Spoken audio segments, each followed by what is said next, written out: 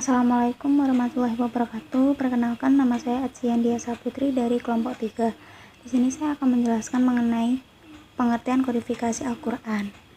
Kodifikasi Al-Quran atau Jami'ul Quran dalam pembahasan dimaksudkan sebagai proses penyampaian atau pencatatan dan penulisan Al-Quran sampai dihimpunnya catatan-catatan serta tulisan tersebut dalam satu mushaf secara lengkap dan tersusun secara tertib. Dalam berbagai literatur, penggunaan istilah Jami'ul Quran atau pengumpulan Al-Quran lebih sering digunakan daripada takwin Al-Quran. Para ulama yang memakai istilah Jami'ul Quran mengartikannya dengan Al-Jami'u fi al-Sadr, yaitu proses penghafalan Al-Quran, dan Al-Jami'u fi al-Sutur, yaitu proses pencatatan dan penulisan Al-Quran.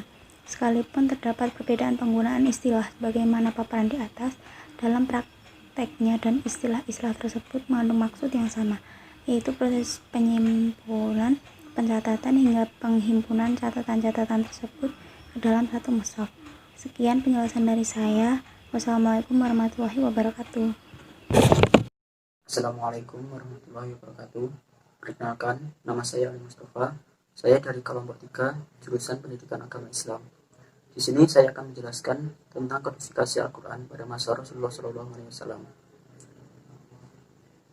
Pada masa Rasulullah, Al-Quran dipelihara sedemikian rupa dengan dua cara, yaitu menyimpannya ke dalam dada manusia atau menghafalkannya, dan merekamnya secara tertulis di atas berbagai jenis bahan untuk menulis, seperti pelepah kurma, daun, dan tulang belulang. Jadi ketika para ulama berbicara tentang Jam'ul Al-Quran pada masa Nabi SAW, maka yang dimaksud dengan ungkapan ini adalah pengumpulan wahyu yang diterima oleh Rasulullah SAW melalui kedua cara tersebut. 1. Pemeliharaan Al-Quran dengan cara menghafalkannya. Berdasarkan paparan sejarah pada mulanya, bagian-bagian Al-Quran yang diwahyukan kepada Nabi dipelihara dalam ingatan Nabi dan para sahabatnya. Tradisi hafalan yang kuat di kalangan masyarakat Arab telah memungkinkan terpeliharanya Al-Quran. Jadi, setelah menerima suatu wahyu, sebagaimana diberitakan Al-Quran, Nabi kemudian menyampaikannya kepada para pengikutnya yang kemudian menghafalkannya. Pada masa ini, Nabi SAW merupakan Sayyid al-Hufaz, sementara para sahabat seolah berlomba penuh antusias menghafal setiap ayat Al-Quran yang dibacakan dan disampaikan Nabi SAW kepada mereka. Selanjutnya, mereka mengajarkannya kepada istri, anak, dan keluarga mereka. Adanya antusiasme yang tinggi dari para sahabat untuk menghafal Al-Quran ini tidak heran apabila banyak hadis menginformasikan tentang keberadaan mereka, sekalipun dengan nama dan jumlah yang beragam. 2. Pemeliharaan Al-Quran dengan cara menuliskan. Penulisan pada masa Nabi SAW merupakan langkah kedua dalam pemeliharaan dan pelestarian wahyu yang diterima oleh Nabi, yaitu Al-Quran. Informasi paling awal tentang penyalinan Al-Quran secara tertulis bisa ditemukan dalam kisah masuknya Umar bin Khattab ke agama Islam 4 tahun menjelang hijrahnya Nabi ke Madinah. Hal ini menunjukkan bahwa sejak semula telah terdapat upaya yang dilakukan secara serius dan sadar di kalangan sahabat Nabi untuk merekam secara tertulis pesan-pesan ketuhanan yang diwahyukan kepadanya. Sekian sedikit penjelasan dari saya, kurang lebihnya saya mohon maaf. Assalamualaikum warahmatullahi wabarakatuh. Assalamualaikum warahmatullahi wabarakatuh. Perkenalkan, nama saya Aprilia Rayuningsih dari kelompok 3. Saya akan mempresentasikan mengenai kodifikasi Al-Quran pada masa Abu Bakar. Pada masa kekhalifahan Abu Bakar, terjadilah kekacauan di kalangan umat Islam yang ditimbulkan oleh orang-orang murtad di bawah pimpinan Musailamah Al-Kadzab. Hal ini mengakibatkan terjadinya Perang Yamamah yang terjadi pada tahun 12 Hijriah. Dalam peperangan tersebut, banyak sahabat penghafal Al-Quran yang meninggal hingga mencapai 70 orang. Bahkan dalam satu riwayat disebutkan mencapai 500 orang. Sementara umat Islam yang gugur dalam peperangan tersebut kurang lebih berjumlah 1.200 orang. Tragedi Yamamah ini menggugah hati Umar bin Khattab untuk meminta kepada Khalifah Abu Bakar agar Al-Quran segera dikumpulkan dan ditulis dalam satu mushaf. Umar khawatir Al-Quran akan berangsur-angsur hilang bersamaan dengan gugurnya para penghafalnya. Sekalipun pada awalnya ragu terhadap gagasan Umar ini, tetapi akhirnya Abu Bakar menerimanya. Kemudian memerintahkan Zaid bin Sabit untuk segera mengumpulkan Al-Quran dan menulisnya dalam satu mushaf. Setelah Abu Bakar wafat, mushaf terjaga dengan ketat di bawah tanggung jawab Umar bin Khattab sebagai khalifah kedua. Di masa Umar bin Khattab, mushaf itu diperintahkan untuk disalin dalam lembaran atau sohifah.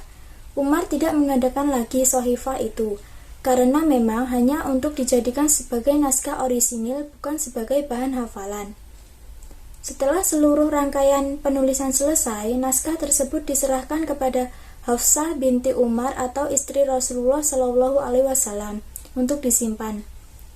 Dengan demikian, dapat dikatakan bahwa Umar bin Khattab sebagai penggagas intelektual, sedangkan Abu Bakar merupakan orang yang memerintahkan pengumpulan atau dalam kapasitasnya sebagai penguasa dan menunjuk pelaksana teknis, serta menerima hasil pekerjaan berupa mushaf Al-Quran. Sekian penjelasan dari saya. Wassalamualaikum warahmatullahi wabarakatuh. Bismillahirrahmanirrahim. Assalamualaikum warahmatullahi wabarakatuh. Perkenalkan, nama saya Binti Mahmudah. Saya dari kelompok 3 akan menjelaskan presentasi tentang kodifikasi Al-Quran pada masa Utsman bin Affan. Setelah Khalifah Umar bin Khattab wafat, maka yang menggantikan kedudukannya adalah Khalifah Utsman bin Affan. Pada masa beliau, penyebaran Islam sudah meluas ke Armenia dan Azerbaijan di sebelah timur dan Tripoli di sebelah barat. Dengan demikian kelihatan bahwa kaum muslimin pada waktu itu telah menyebar luas di Mesir, Syria, Irak, Persia, dan Afrika. Penduduk-penduduk daerah Islam pada waktu itu sudah banyak yang membaca Al-Quran, bahkan banyak yang menghafalkannya. Mereka membaca Al-Quran menggunakan cara bacaan gurunya masing-masing yang dianggap paling bagus dan paling benar. Maka di sini jelas terjadi perbedaan bacaan Al-Quran pada waktu itu, baik dari segi cara bunyinya, huruf-hurufnya, dan juga dari segi qiraatnya. Sehingga masalah ini membawa kepada suatu pertentangan dan perpecahan sesamanya. Perselisihan-perselisihan itulah yang dilaporkan oleh Hudzaifah bin Yaman kepada Khalifah Utsman bin Affan. Mendengar laporan tersebut, Utsman bin Affan memberi keputusan untuk membentuk panitia 4 yang beranggotakan Zaid bin Sabit sebagai ketua, Abdullah bin Zubair, Syaid bin As, dan Abdurrahman bin Haris. Di antara 4 orang yang paling berperan adalah Zaid bin Sabit. Utsman bin Affan memilih Zaid bin Sabit karena mempunyai alasan bahwa Zaid bin Sabit adalah seorang penulis dan penghimpun Al-Quran di masa Nabi Muhammad SAW dan masa Abu Bakar As-Siddiq.